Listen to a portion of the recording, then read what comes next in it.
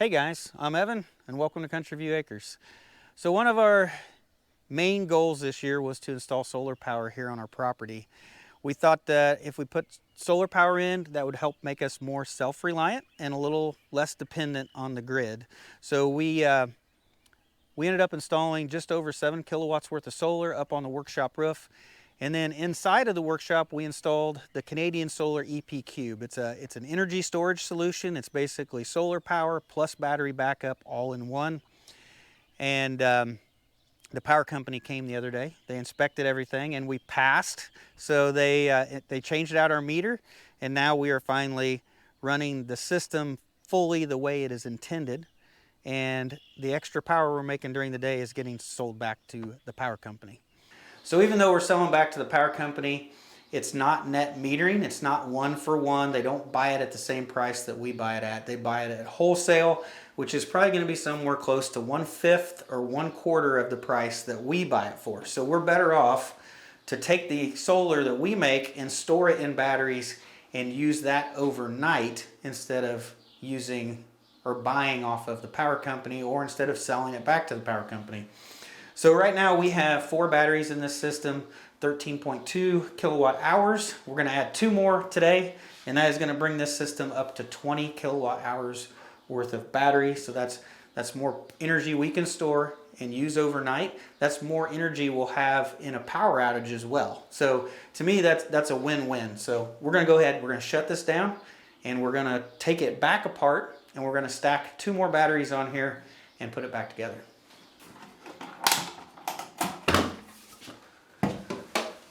So I turned the solar panels off last night. That way the batteries would drain down to 30% and not charge back up today. Because the new batteries, they come at 30%. That way we can stack them up here and all the batteries will be the exact same charge. But right now I just need to disconnect the wiring in here so that I can remove the inverter.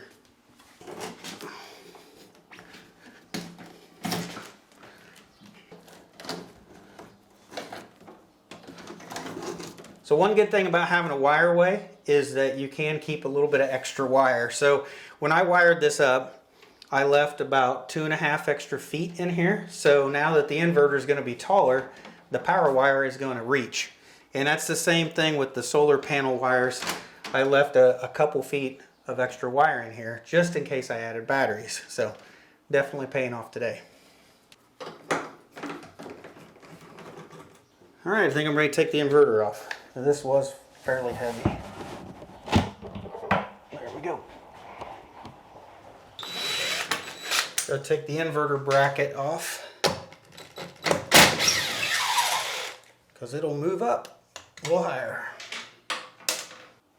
So I'm just going to take this template and I'm going to make sure it's right over the holes we previously drilled and stick it to the wall.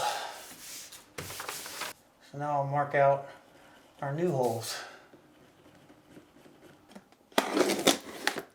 So we got a new bracket to mount on the wall for each one of these batteries.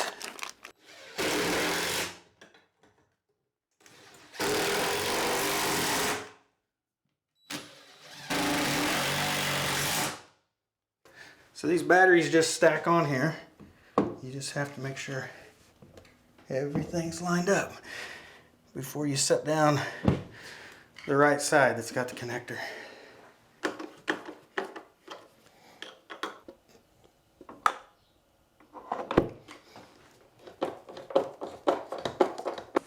Had to make me a work platform here to be able to lift this up.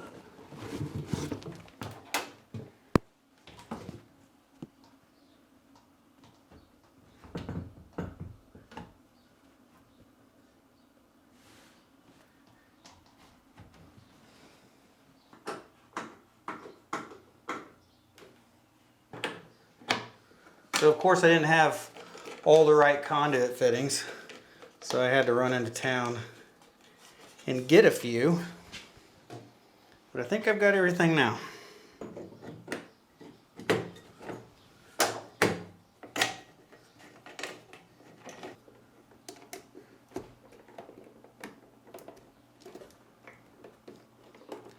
right, the installation is complete, so now I just need to power it up into the state where I can program the new batteries in. So go ahead and turn the fuse on, solar panels on, hybrid inverter on, and then the main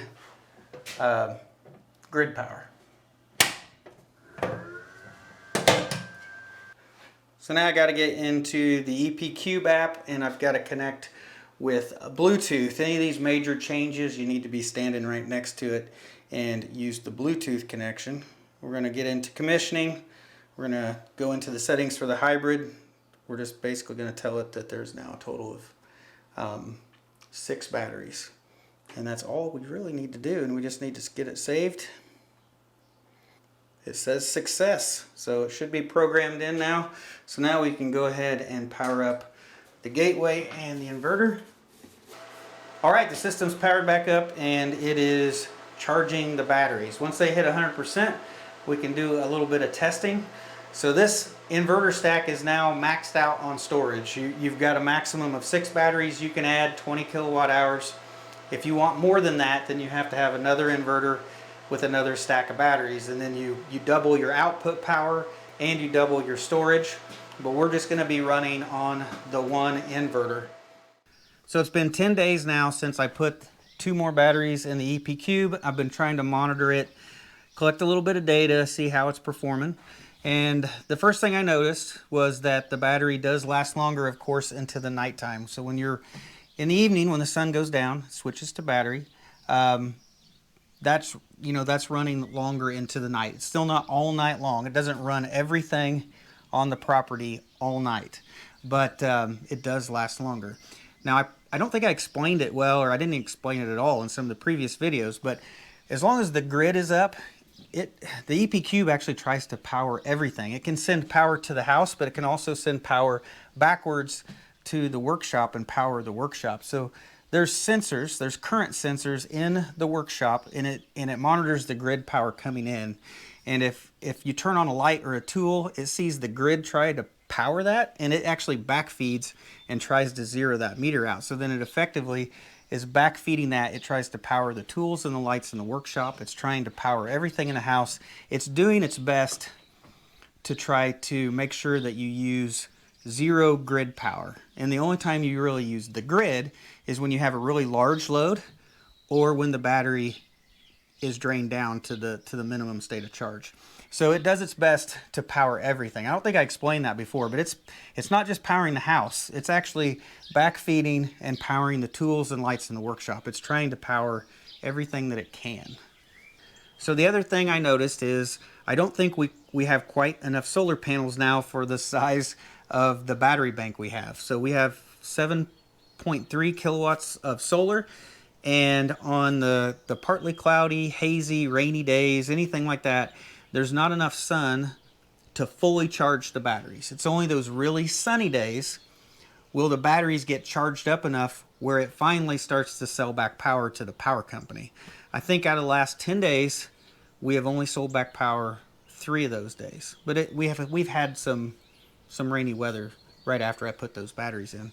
But that's a good thing, I think, too. I mean, we are storing and using pretty much most of the power we're making now, and we're not selling back a bunch of power for pennies. We're using what we make. So I think that's a good thing.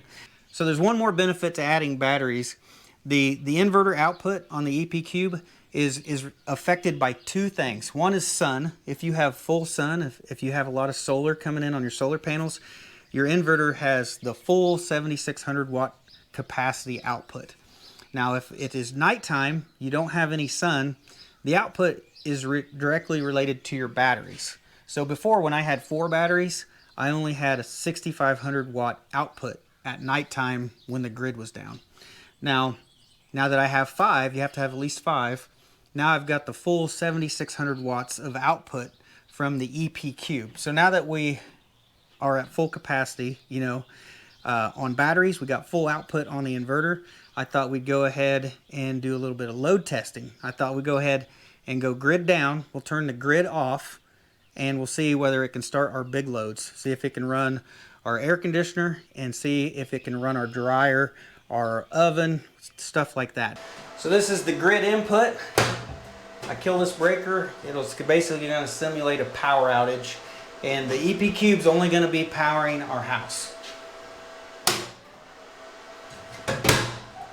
All right, saw a slight blink, but everything's still powered up. Let's go to the house and see if we can kick on the air conditioner. So my house is cooled by a 3-ton air conditioner, and the EP cube should power this up. I almost forgot, the solar panels will actually help the surge capacity of the EP cube, so it actually has a higher surge capacity or starting capacity during daylight hours when you have solar coming in. So I'm gonna go ahead and flip the solar panels off, and we're gonna do all this testing like we were running this at night. Go ahead and turn off our solar panels. Now we're simulating nighttime. You could hear the inverter, or that's the charger, like the fans slowed down. So now we're strictly on batteries. So before we start, we'll look at the EP Cube app, and you can see if I click on the solar, it shows 0 kilowatts of solar. So if I click at the non-backed up loads, that's actually the workshop. That's the garage. You can see it says 0, so it's not backfeeding to power the garage. And now if I see the backed up loads, that's actually the house. So the house currently, it says 0.61, so that's 610 watts is all we're pulling right now. So we've got a very minimum load, and we'll go ahead and kick on the air conditioner. And there, just kicked on. I think I saw this light just slightly dim for a second, so I'm gonna assume the air conditioner's on. So I can hear the air running through the vent, and we're definitely running the air conditioner. So now as I'm looking at the EP Cube app, we're pulling 1,860 watts of power, and we've got 7,600 watts of power. So we've got still some more room. So let's go ahead and try the oven. 350 degrees. So back when I was trying to determine how much power I needed for critical loads, I installed one of those power monitors in my breaker panel. So it's an Emporia, what is it, Emporia View, and I've got that, so I can look at this and see what the oven is pulling, and it's pulling 3,300 watts. 3,300 watts. The air conditioner is pulling 1,500 watts right now, is what this says, about 1,600 watts. So as we look at the EP Cube app, it's showing 5,900 watts of total output right now. So that sounds about right. And that means we only got, what, 1,700 watts left before we hit peak capacity. Now the last big load is our dryer. It is the biggest load I have in my house. When it is running the normal heat cycle, it actually pulls 5,500 watts. It is a huge load. 5,500 watts. If I kick that on right now, we'll definitely max out the EP Cube, and it should trip out. It should drop out. I think what'll happen is, I think it'll drop out and then it will retry after a few seconds and try to turn the power back on. So I've never done that before, but we might as well go ahead and test it out and watch it, what happens when we, I guess, power up too much stuff. All right, we got the dryer on manual dry, medium heat, and I know that this is like 5,500 watts. So let's go ahead and start it.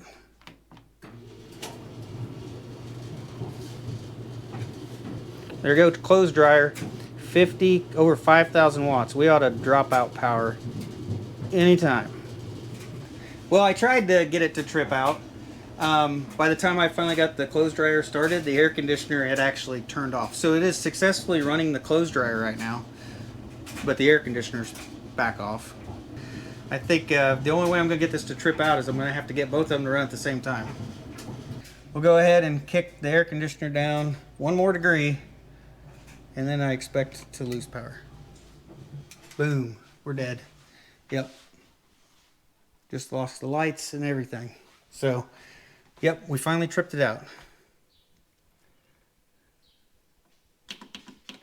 All right, everything just powered back up. I think that was probably between 30 seconds and a minute. Everything powered back up automatically. So, got our lights, oven powered back up, microwave.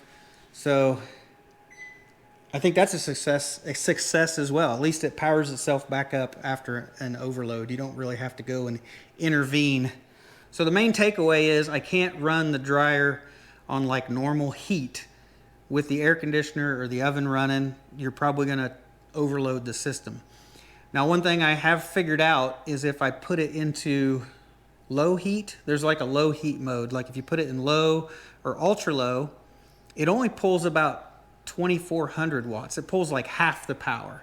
Now I think I'll be able to run the dryer, the air conditioner, maybe the oven. I might be able to run all three of them as long as I'm running the dryer in the low temperature mode. All right, I'm gonna turn the air conditioner back on. You hear it click. I can hear the fan coming on. So okay, the air conditioner's on.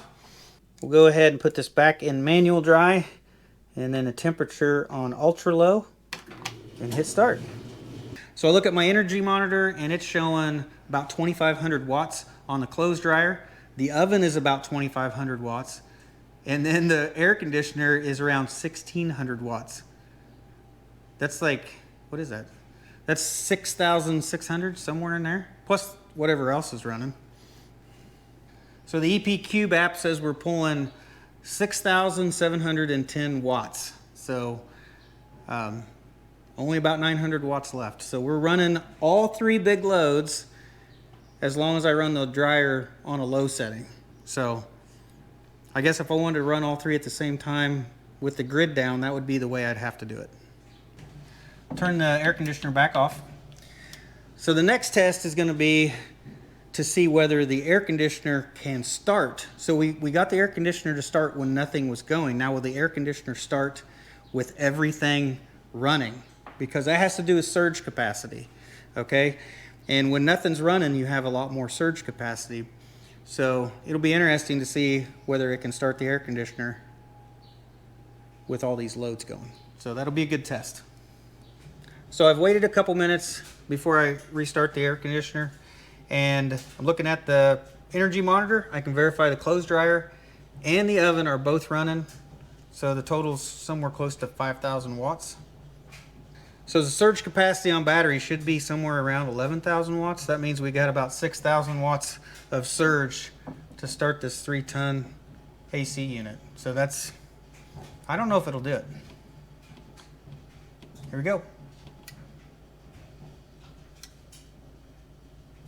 Oh, I think it did it. It did it. I was really waiting for the lights. Well, my camera ended up dying as soon as it ended up working. But it did run everything. So I was really surprised that there was enough surge capacity left to start the air conditioner with 5,000 watts of power still going out.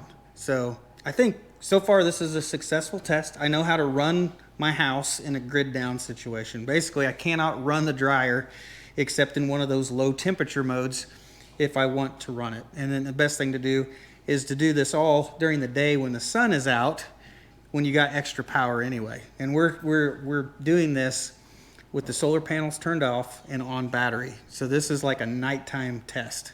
And I think it was successful. So far, I think I'm gonna be real happy with the way this system is working. So I went ahead, I turned everything back off in the house. I mean, all the big loads, I turned them all back off. But honestly, I did not think that with all that running, it would start this 3-ton air conditioner. Because I purchased this. This is a soft start kit. And what this does is it lowers the surge capacity of the air conditioner. And then that makes it easier to start. And these are suggested, they suggest using these on these solar installations, or even maybe using a regular generator. If you want to run your air conditioner, they suggest installing a soft start. It'll drop that surge capacity like down in half, quite a bit. And I ended up purchasing one because I figured I would probably need it. And apparently I don't, but it's still suggested that you have one. So I will be installing this Sure Start soft start on the air conditioner. It's just going to mount inside of this panel here with the rest of the electronics. And it's going to kind of guarantee that this is just easy for the solar power to be able to start and run. And I will be installing this. But the test has proven that the EP Cube will actually start the 3-ton just fine on its own. even with 5,000 watts of power already being used, it started this. So I'm actually fairly impressed that it did all that. I mean, I really thought that a part of this video would be installing this soft start. Well, I'll go ahead and turn my solar panels back on. Go ahead and turn the grid back on. Well, I think that's gonna wrap up this video. I think that was a pretty good test of like the load capacity of the EP Cube. So keep in mind, if we did have solar going, we would have actually had twice the surge capacity to be able to start an air conditioner. And we did our test with the solar panels off like it was nighttime. So this was a good test. And I think it did really good. For 7,600 watts, it actually did really well, I think. So I do have more solar panels to add to this. I've only used 2 out of the 4 inputs. So I'm gonna add one more array to this. And that should get me to a capacity where I'm better in the wintertime, and I'm actually gonna sell back more in the summertime, or just do better on those cloudy days, right? So I do have more solar panels that I'm gonna add to this. And I think after that, we're pretty much finished up on this system. I would like to do like a capacity test on the battery and go like off grid and see how long I could run like on my critical loads, or maybe even more than my critical loads, like run my normal loads during the day and my critical loads at night. I think it would be an awesome test to be able to just like to go off grid and be able to manipulate the loads and see how long I could last on this 20 kilowatt hours. I think that would be neat. I guarantee Rebecca would not. She would not enjoy that whatsoever.